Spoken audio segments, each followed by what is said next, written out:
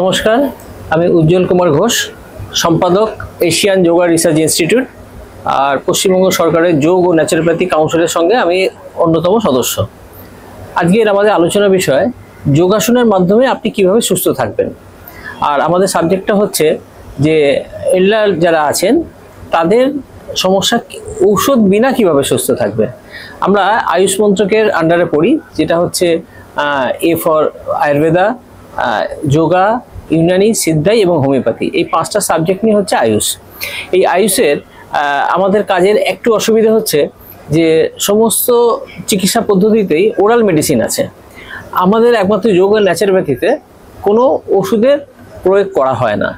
যার জন্যেই আমাদের একটা সুবিধা হচ্ছে এবং অসুবিধা হচ্ছে যে মানুষকে তাড়াতাড়ি সুস্থ রাখার জন্য মানুষের যোগব্যায়ামের ধৈর্য নেই। সেই জন্য আমরা খুব সায়েন্টিফিক্যালি কম সময়ের মধ্যে আপনি কিভাবে সুস্থ থাকবেন তার কিছু পদ্ধতি আপনাদের সামনে আমরা তুলে ধরবো।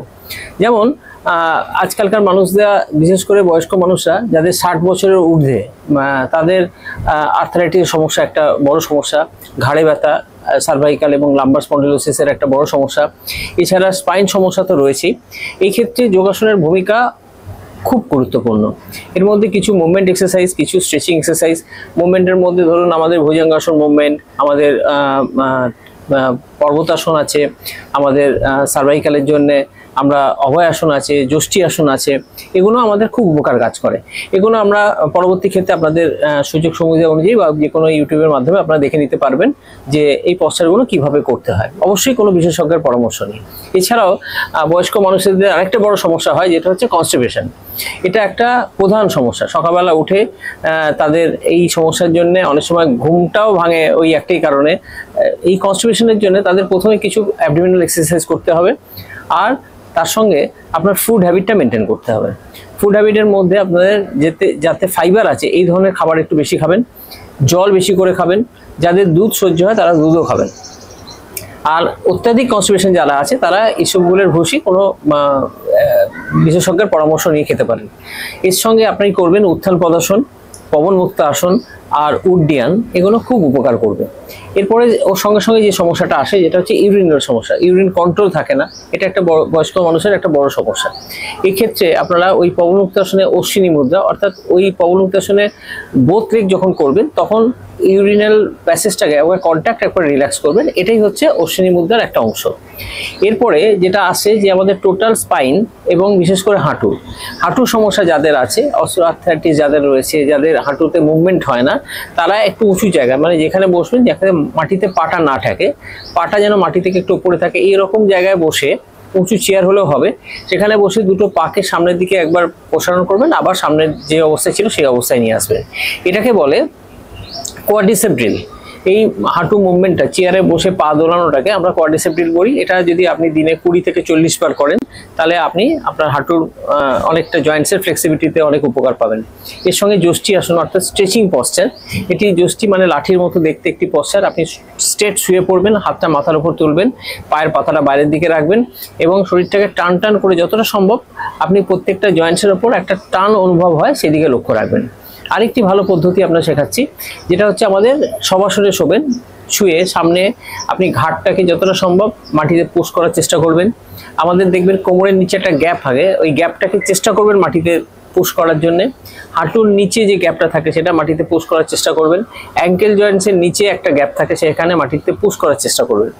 এই যেগুলো আমাদের মাধ্যাকর্ষণ থেকে একটু উপরে থাকে, যেগুলো মাটিতে টাচ হয় না, সেই জায়গাগুলোকে মাটিতে টাচ করাবার চেষ্টা করবেন। দেখবেন আপনি অনেক উপকার পাবেন। মানে আজই চেষ্টা করবেন, এখনই শুয়ে পড়ুন, আপনি নিজে চেষ্টাটা করুন, দেখবেন আপনি আগের চেয়ে অন্তত কিছুটা ভালো পাচ্ছেন। প্রথম করতে গেলে একটু অসুবিধা হবে, কিন্তু আস্তে আস্তে এটা অভ্যাস করলে ঠিক হয়ে যাবে। আরেকটি পদ্ধতি রয়েছে, যেটা হচ্ছে কোমরে ব্যথা। কোমরে ব্যথার ক্ষেত্রে যারা একেবারে হয়তো ডাক্তার উল্টোতে বারণ করেছেন, তাদের বাইপাস সার্জারি হয়েছে, তারা কি কোমরে ব্যথা সারাবেন না? ওই জন্য বললাম আমাদের অনেক সহজ পদ্ধতিতে এখন আপনাদের মাধ্যম তুলে ধরা হচ্ছে। আপনারা স্ট্রেট শুয়ে থাকবেন, একটা পায়ের উপর একটা পা তুলে দিয়ে হিপটাকে কন্ট্রাকশন করবেন। 10 থেকে 20 বার একবার কন্ট্রাকশন করবেন, আবার পাটাকে চেঞ্জ করবেন, করে আবার কন্ট্রাকশন করবেন। একটা জিনিস খালি মাথায় রাখবেন, ব্রিদিং এর ক্ষেত্রে, সব ক্ষেত্রে ব্রিদিং কিন্তু নর্মাল। আর পদ্ধতিগতভাবে যখন আমাদের ব্রিদিং এর কোনো প্রাণায়ামের থাকে তখনই খালি বলা হয় না, তাছাড়া সবসময় কিন্তু নর্মাল ব্রিদিং এ করবেন। এরপরে অনেকগুলো সমস্যা রয়েছে। এরপর রয়েছে আমাদের মেন্টাল টেনশন। ঘুম হয় না, অ্যাংজাইটি, টেনশন, এটা তো একটা আজকালকার দিনের রেগুলার বেসিকের একটা পদ্ধতির মধ্যে পড়ে। এখানে আপনি একটা সহজ মানে সোজা জায়গায় বসবেন, মেরুদণ্ডটা যাতে সোজা থাকে, স্পাইনটা স্ট্রেট থাকবে।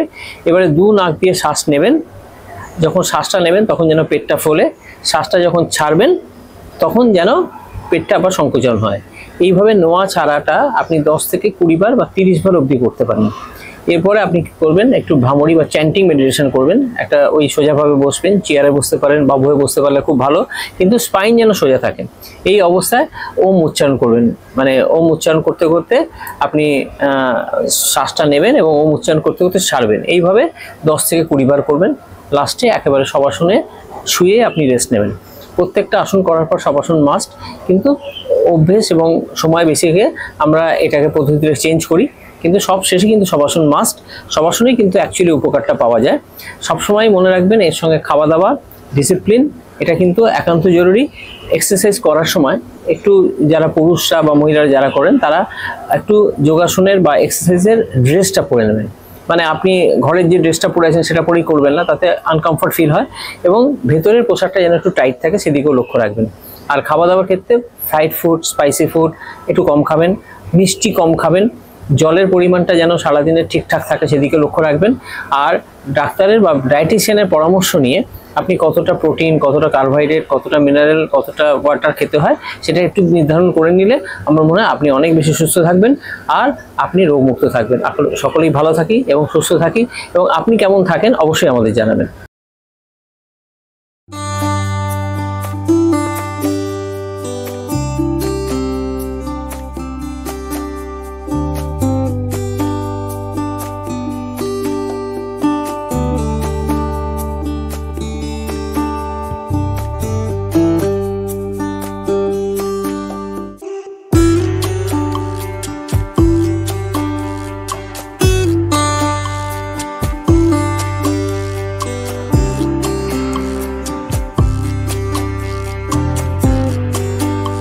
আচ্ছা ঠিক আছে, আমরা আসছি।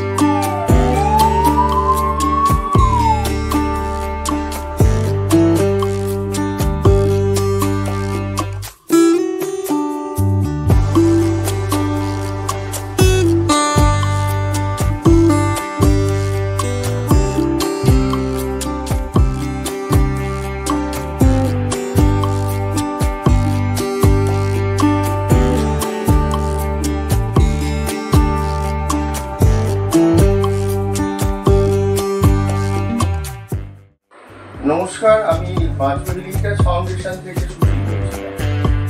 কর্কাকু বলছেন তো? হ্যাঁ হ্যাঁ, ভালো আছেন? আচ্ছা, মাসিমা ভালো আছে? আচ্ছা আচ্ছা, বলছি যে আগামীকাল আমাদের ডক্টর অরিজিৎ দাস চেক আপের জন্য যাবেন। হ্যাঁ, যেটা আমাদের শিডিউল চেক আপ আছে, যেটা আমাদের মান্থলি যে চেক আপটা হয়।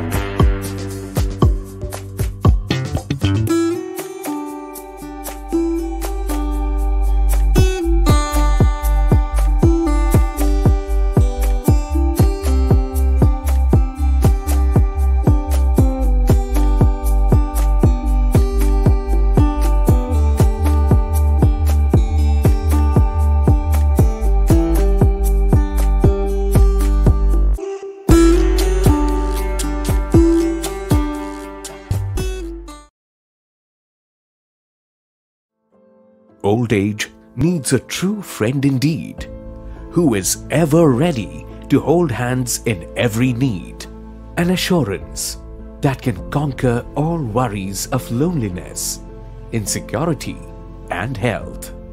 It's time now to open a new chapter of positivity. Let's bring back the hues of joy, compassion, and security back to those lives. Jagriti Dham always feels happy to drench in the colors of cheerfulness with your arrival in our family. We feel overjoyed to welcome you with open arms in our realm of eternal ecstasy. Enjoy all your 3 meals with the friendly fellow residents at our spacious dining hall. You can also savor the lovely food at the outdoor dining area. Next to the greenery outside, we will offer you super conveniences inside your bedroom with a bedside call button in any emergency. Every resident will be healthy and steady as our in-house nurses are always ready. Enjoy a lovely movie with your co-residents or to talk to your children who are far inside our well-equipped AV room. Memorable get-togethers in the multi-purpose room will let you cherish the lovely essence of community living. See your prayers getting an answer at your second innings of life over here. Old age can never be a burden when you have a trusted one to hold your hand. Trust us when we promise you a life joyful and calm. Here at your very own Jagriti Dham, a Gold Age home.